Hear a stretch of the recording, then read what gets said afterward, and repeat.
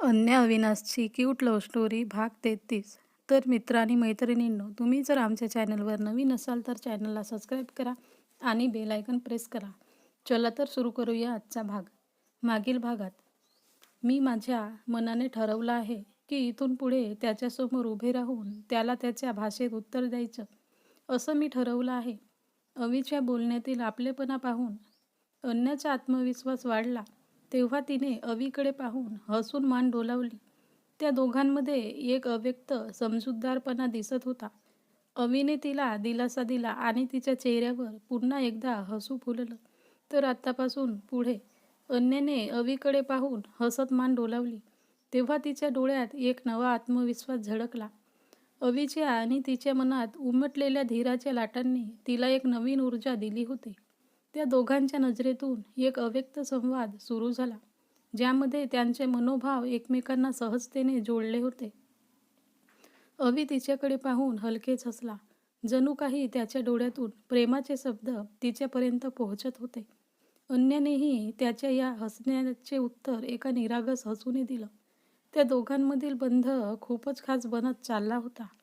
या हळूवार क्षणात दोघांच्याही मनात एकच विचारांचा अंकुर फुलत होता. एकमेकांबरोबरचे हे प्रेमाचे बंध हळूवार जुळत चालले होते.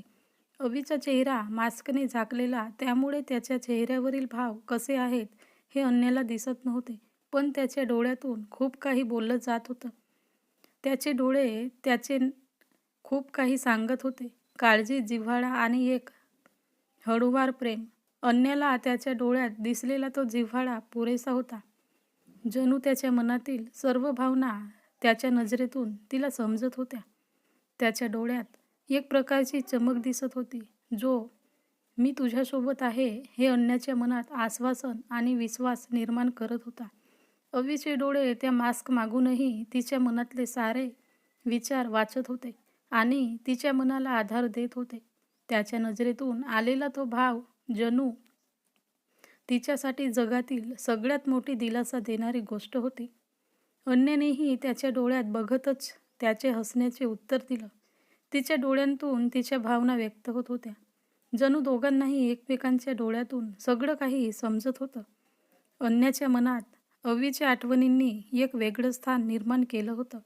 त्याच्या प्रत्येक संवादाच्या, त्याच्या नजरेतील प्रत्येक भावाचा विचार करत ती कधी हसत असेल तर कधी स्वतःशीच संवाद साधत असेल. त्यांच्या या शांत पण अर्थपूर्ण नजरेच्या देवाणघेवाणीतच त्यांचे प्रेम बहरत होतं. अन्याची ही स्थिती पाहून रेवाच्या मनात आनंदाचं कारंजं फुलत होतं. तिच्या चेहऱ्यावर एक समाधानाची भावना दिसू लागली, कारण तिला जाणवत होतं की अन्याच्या आयुष्यात हे बदल तिला एक वेगळे स्थान आणि आदर देणार आहेत. इकडे अवीही त्याच्या घरी अन्याचे व त्याचे बोलणं, त्यांच्या दोघांमधील गप्पा त्याचे आजोबांना आणि शिखाला सांगत असे. आत्ताही तो कॉलेजमधून घरी आलेला आणि त्या दोघांसोबत दिवसभर घडलेल्या गप्पा सांगत होता. तेवढ्यात प्रीती म्हणजे त्याची आई तिथे आली.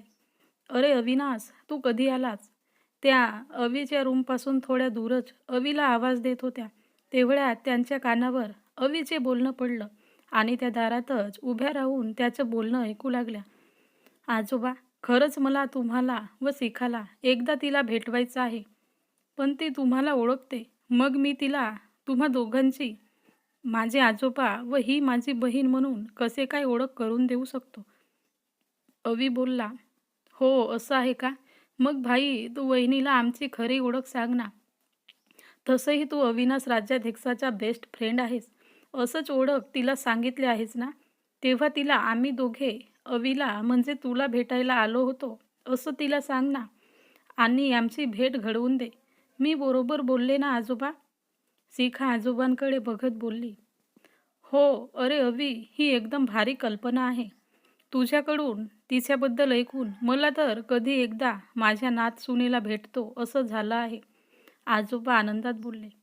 "हो ना, मलाही माझ्या वहिनीला कधी एकदा भेटते असं झालंय. माझी अन्या वहिनी किती क्यूट दिसते ना. तुम्हाला आत्ताच सांगते, माझी अन्या वहिनीशी खूप चांगली मैत्री होणार आहे. कारण ती त्या समीरासारखी रूढ नाही आहे. ती खूप चांगली आहे." शिखा हसत बोलली. "हे लोक कुणाबद्दल बोलत आहेत? ही अन्या कोण आहे?" "बाबा, तिला आपली नातसून का म्हणत आहेत आणि शिखा तिला आपली वहिनी का बोलत आहे? हे परमेश्वरा, हे नेमकं काय चाललंय? अविनाश तर समीरासोबत लग्न करणार आहे ना? मग ही अन्य कोण? प्रीती बाहेर उभी राहून त्या तिघांचं बोलणं ऐकत होत्या. त्यांचं बोलणं ऐकून त्यांना आश्चर्याचा धक्का बसलेला. त्यामुळे त्या तोंडावर हात ठेवून स्वतःशीच बोलत होत्या. मग माझी अन्या आहेच खूप चांगली. तिला आपल्या आधी सगळ्यांचा विचार करते. नेहमी दुसऱ्यांच्या आनंदात आपला आनंद मानते. म्हणूनच तर ती मला खूप आवडते. अवी अभिमानाने बोलला. पण भाई, तू तिला प्रपोज केव्हा करणार? आता तर एंगेजमेंटसाठी 4च दिवस उरले आहेत. तेव्हा तू पहिले तिला प्रपोज कर.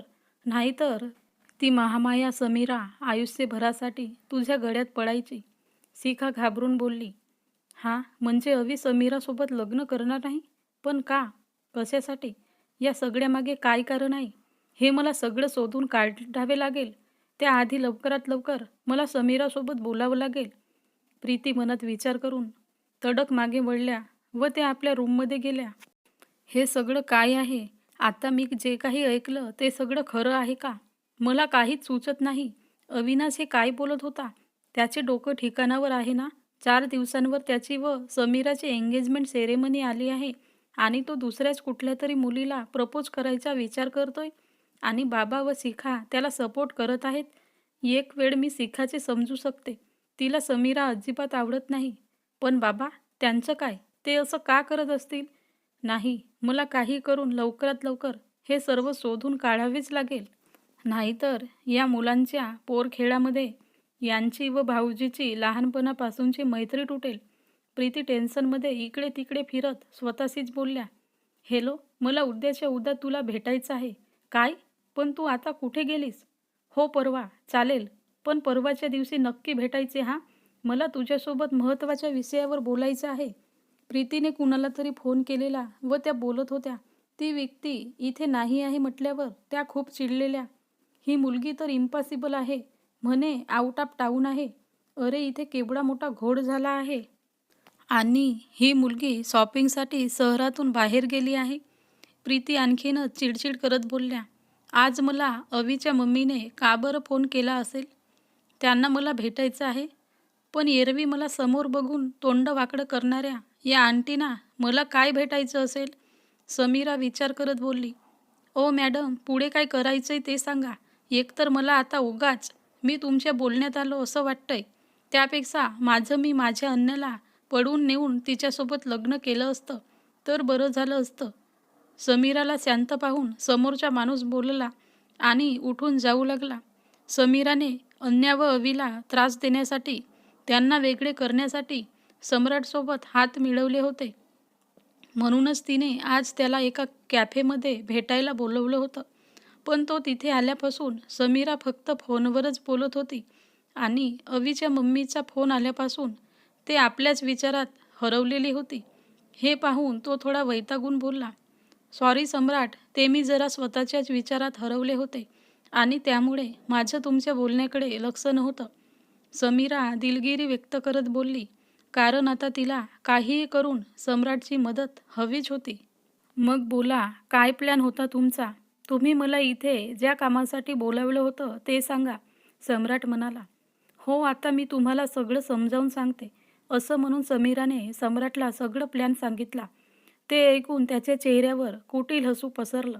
त्यानंतर त्यांनी या प्लॅनवर थोडी चर्चा केली आणि एकमेकांना बाय बोलून आपापल्या कामासाठी निघून गेले.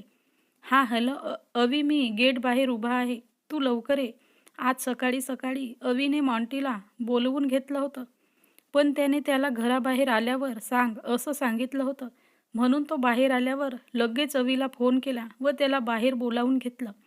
मॉन्टी बाहेर उभा राहून त्याची वाट बघत होता आणि तेवढ्यात त्याला अवीची गाडी गेट बाहेर येताना दिसली. तसं तो पटकन गाडीजवळ गेला. पाहतच अवीने पटकन समोरच्या बाजूचा दरवाजा उघडला. तसं मॉन्टी पटकन आतमध्ये बसला. काय झालं? तू मला असं लपून छपून भेटायला का बोलावून घेतलं आहेस? काही प्रॉब्लेम तर झाला नाही ना? मॉन्टीने शंकेने प्रश्न विचारला.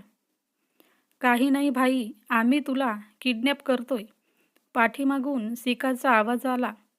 त्याने मागे वळून पाहिलं तर मागच्या सीटवर त्याला आजोबा आणि शिखा दिसले.